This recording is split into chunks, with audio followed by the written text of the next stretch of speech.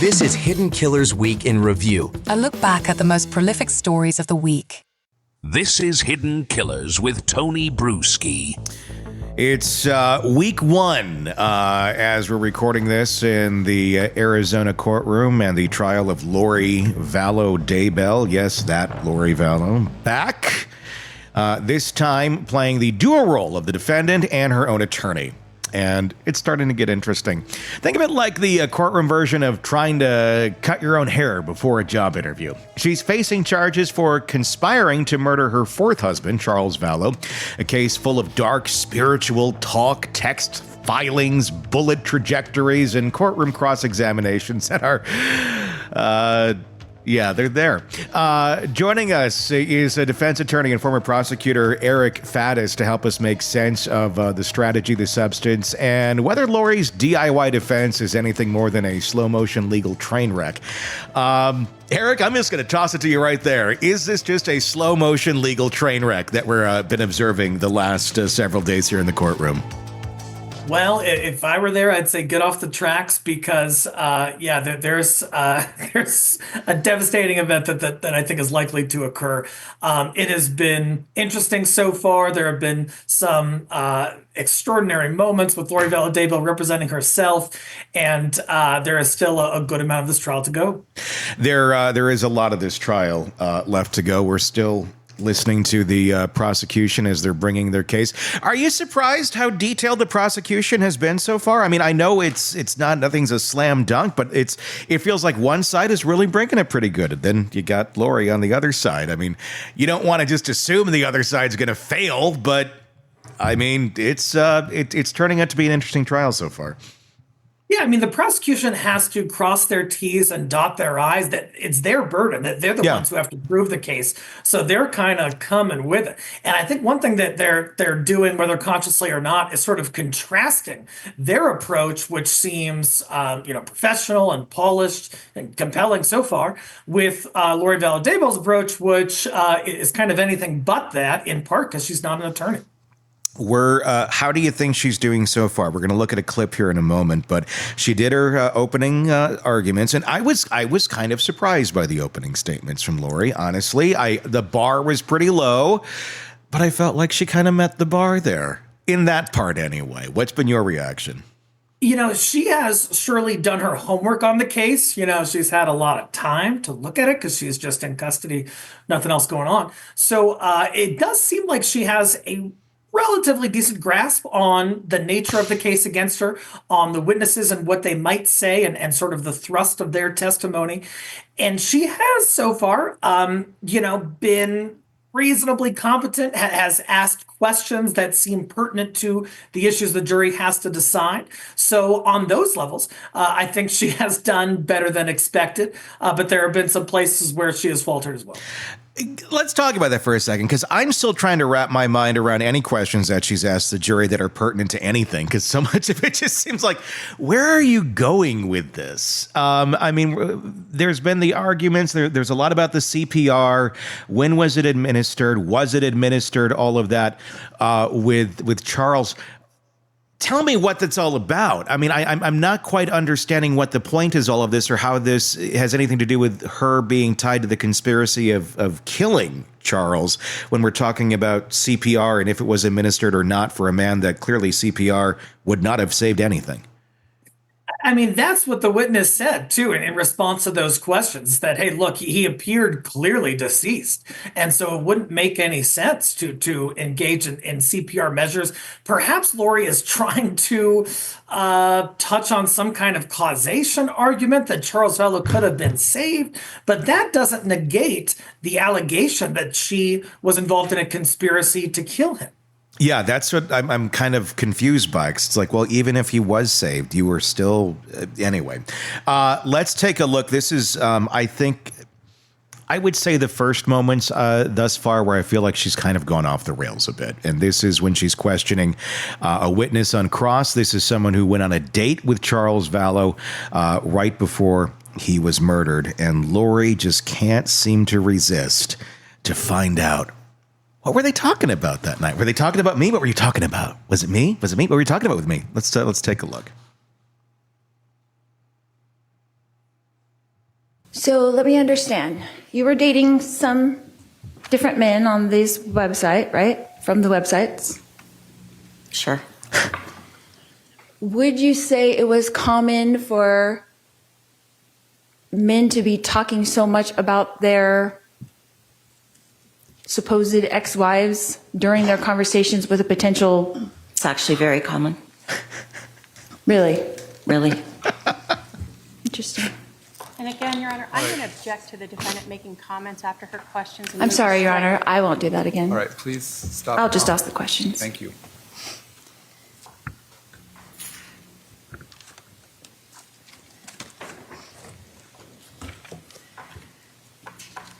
So there were some text messages between you and my husband after the dinner on July 10th. Is that correct? Correct. What time would those text messages have occurred? After dinner, What time? 10:45-ish. 10:45 to what? I'm not certain, ma'am. After dinner. 10:45 to midnight? Maybe? I just told you I don't know. Maybe. What did you discuss in those text messages? And I'm going to object to relevance again. If there's a specific area. Sustained.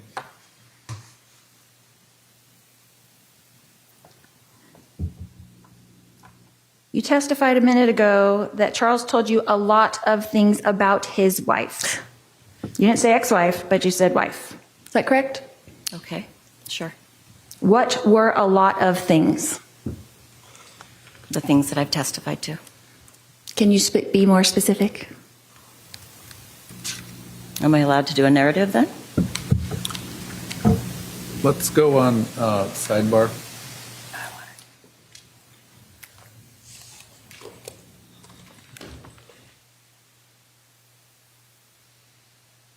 So that was rather interesting. The narrative that Lori is very focused on right here is what was being said about me. Does this have anything to do with the case, or is Lori letting her narcissism take over?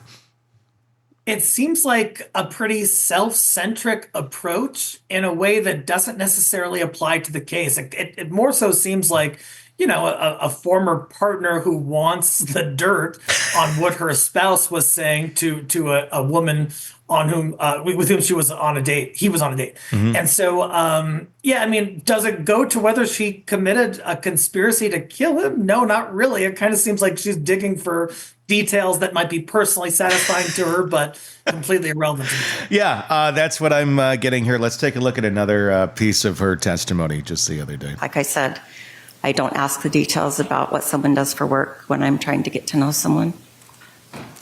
But you knew that he sold life insurance. You stated that. I believe that I had a vague understanding that he did something with insurance. And then he brought that up again at dinner. No, we didn't talk about his work at dinner. I thought you said you did talk about, and correct me if I'm wrong, you said you did talk about that he changed the life insurance policy at dinner. Well, you were asking me if we talked about that he sold insurance, which that didn't happen. But yes, he did tell me that he changed the beneficiary of his life insurance policy at dinner. Did he tell you how much his life insurance policy was for? Yes, he did. What did he say? $1 million. Did he tell you how much my life insurance policy was for? I do not recall. You don't recall? We didn't talk about you very much in that vein. When did you talk to him about me very much then? If it wasn't at dinner, was it in your text messages? We were talking about what he was going through in the process of separating from you, not about what your life insurance policy was worth. And we talked about you on the phone, and when I say you, meaning what he was doing as he was going through this separation. Relevancy? Yeah, and I think the prosecution, you saw a relevance objection earlier, but Yeah. part of it is just kind of letting her go and sort of, indulging her in this meandering approach that appears kind of self-absorbed. And I got to imagine the impression the jury is getting from this line of questioning isn't favorable to her. I mean, what do you think is going through a jury's mind right now? I mean, she's already off. You can already, I mean, it's any normal person or healthy mind would go, there's something weird about her, even if you know nothing about the case. And then you get to this. I mean, what the hell do you think they're thinking at this point? Is it just like, all right, she's guilty, she's nuts, or what, are they throwing in the towel? I'm not sure that we've gotten there just yet, but Yeah. certainly some confusion and, Yeah. and certainly some raised eyebrows. I think Lori's trying to establish, hey, this life insurance policy was actually standard. Charles Velo sold them. It wasn't my motivation to kill him. Oh, is that what she's trying to do?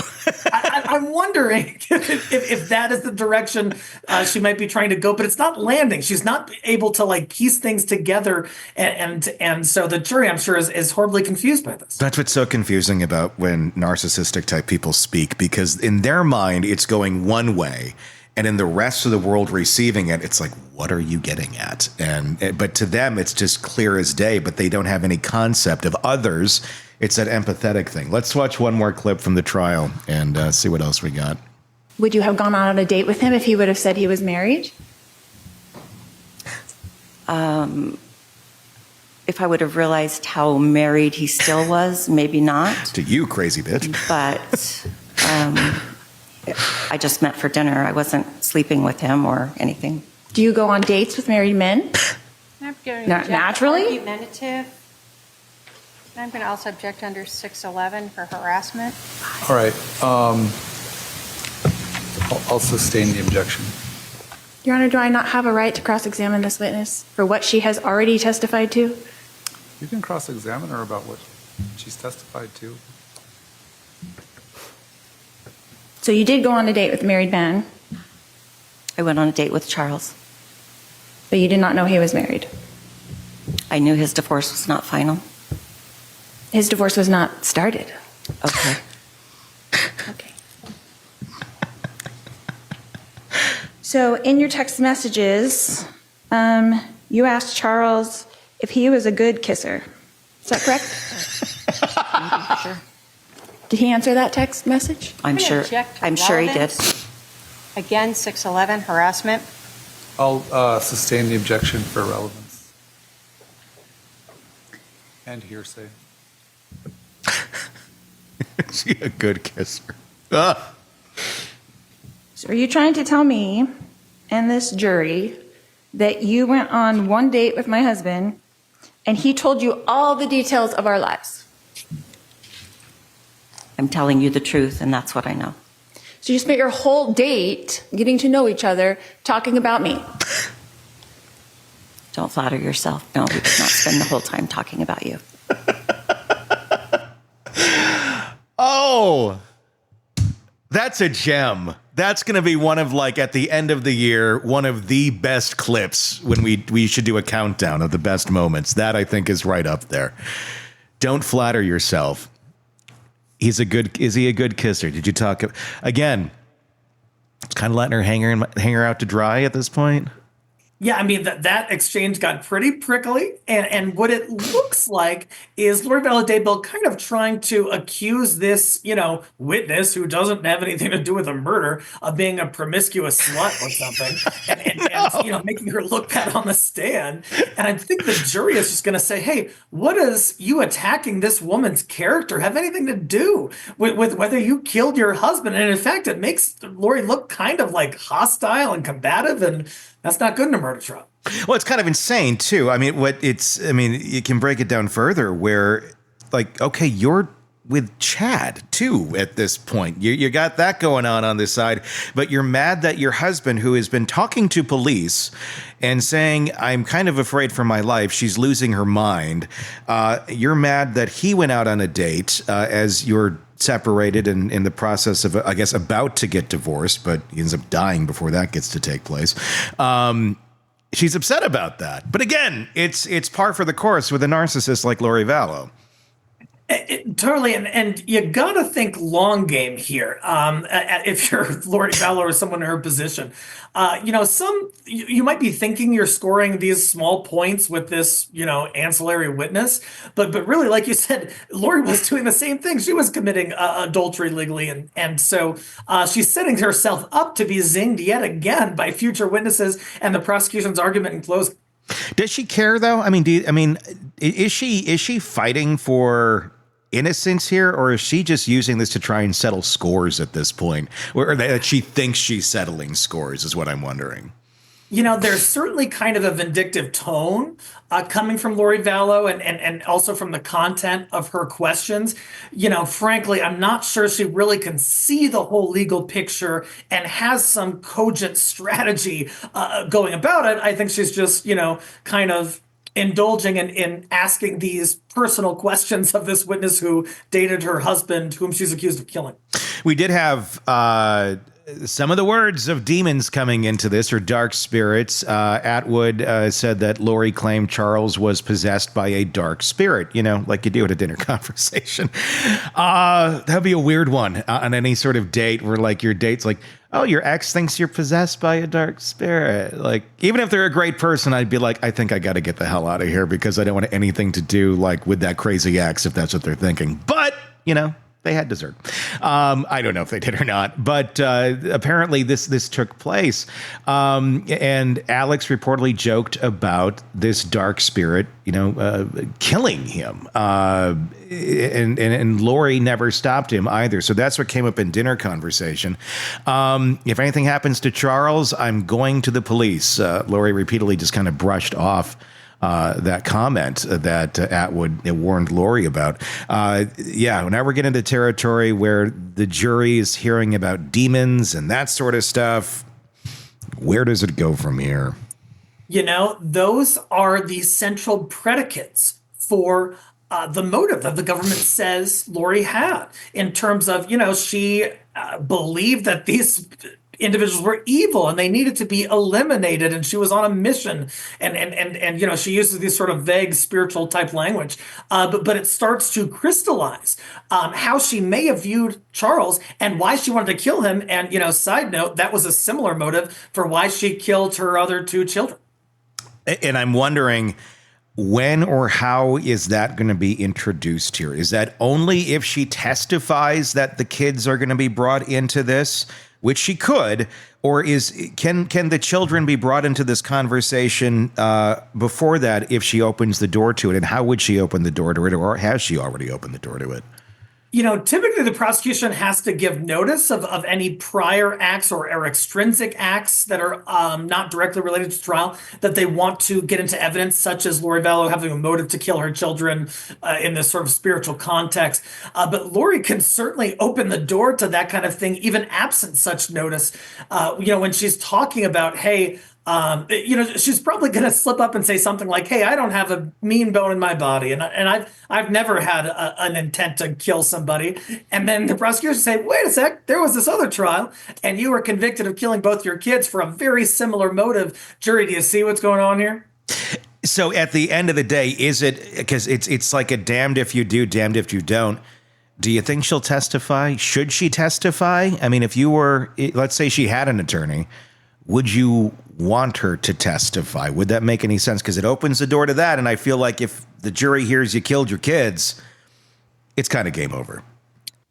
100%. And from a legal perspective, I think her best defense is blaming this all on Alex. And I think you can do that through other witnesses, through police officer, through prior reports, through other communications that have gone in, and that wouldn't require Lori Vallow to testify. But she's sort of, she did that interview with media outlets. She's sort of attracted, it seems, to getting her story out there. And what better place to do it than your day in court when you're being charged with murder? I'm finding it interesting, the strategy that she's taking, that it was a self-defense, that in her story that Charles was about to beat Tylee with a bat. And conveniently, everyone's dead that was around there to like say this was actually happening. But you do have Colby Ryan, who is still alive and, you know, has testified and very likely could testify against her in this. Would that be a valid argument, or is that more hearsay? Because he did speak with Tylee on a regular basis. Could he shed any light on the relationship that was going on with Charles and Tylee at the time? Because Lori's claiming it was, you know, really not good, and it was deteriorating, it was getting worse, and it got to the point where he was going to beat her, and then Alex came in and stopped that from happening. Can that come into court here? That is a complicated question. So the general rule is that hearsay statements, out of court statements by witnesses, don't get to go to the jury unless that individual, the declarant, is called as a witness. Well, here, a lot of these witnesses are dead. And so there are some hearsay exceptions. I believe that Colby could probably talk about the general nature of the relationship based on his observations, but getting into specific statements would be unlikely. And I think that that's kind of a perilous argument anyway, because Charles Darlow doesn't have any history of wanting to hurt children, and there's no evidence that I've seen of that anyway. And so, you know, that just adds another layer of like, you know, raising some eyebrows with the jury. Can we really believe what Lori Vallow is saying about this case and about Charles? Yeah, that's the thing. Like, can you really believe what she's saying? But and it's a weird thing to say. Can you really believe that she's not telling the truth? Because there isn't another person to, you know, change that narrative. Everybody's dead. So to say that this did occur, that he went in to try and save or protect Tylee, the only person to speak to that, I guess, is Lori right now. Other than the character of Charles not having any sort of history of violence, that's a big part. But I still have yet to hear any arguments that really tie Lori to this in terms of the conspiracy. I'm sure we're going to get there. How are they going to tie her to this as it is a conspiracy, especially when so much of the verbiage that was used in those text messages is all religious, you know, nutso speak of we're going to be like, what's the prophet guy or whatever, that they're Nephi. You know, we're being like Nephi, not be like Mike. It's be like Nephi over there. And it's interesting because one could construe that, well, this wasn't talking about killing someone. This was some sort of weird ideology. But the way it was, they knew it and understood it was they were killing people by, you know, getting rid of the zombies or getting rid of the demon or Ned Ryerson. Oh, no, it's not Ned Ryerson, but Ned, whatever his name is, that was in Charles. Is that going to be difficult to try and parse out here?